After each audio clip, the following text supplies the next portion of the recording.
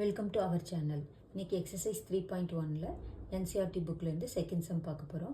On comparing the ratios a1 by a2, b1 by b2, c1 by c2.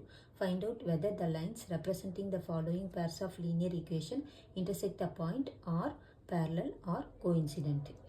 ரெண்டு equation கொடுத்துருக்காங்க. 5x minus 4y plus 8 equal to 0.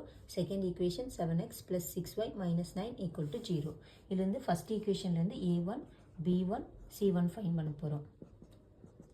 a1ங்கிறது வந்து எக்ஸோட coefficient வந்து 5, b1ங்கிறது வந்து ஒய்யோட கோஎஃபிஷியன்ட் -4, c1ங்கிறது வந்து கான்ஸ்டன்ட் டேர்ம் 8. அதே மாதிரி second ஈக்குவேஷனுக்கு a2, b2, c2 fine பண்ண போகிறோம். a2ங்கிறது எக்ஸோட கோஎஃபிஷியன்ட் 7 +7, அதனால் 7 எழுதிக்கிறோம். ஒய்யோட கோஎஃபிஷியன்ட் வந்து 6, அதுதான் b2. c2ங்கிறது வந்து -9, அது கான்ஸ்டன்ட். இப்போ வந்து a1 by a2 ஃபைன் பண்ண போகிறோம். a1 by a2ங்கிறது 5/7, b1 by b2, b1ங்கிறது வந்து -4/6, இது சிம்பிளிஃபை பண்ணல, -2/3. Next c1 by c2 fine பண்ண போகிறோம். c1ங்கிறது வந்து 8, c2ங்கிறது வந்து -9, இது வந்து -8/9 எழுதிக்கலாம். இப்போ வந்து a1 by a2 equal to not equal டான்னு செக் பண்ண போகிறோம் b1 by b2 கூட.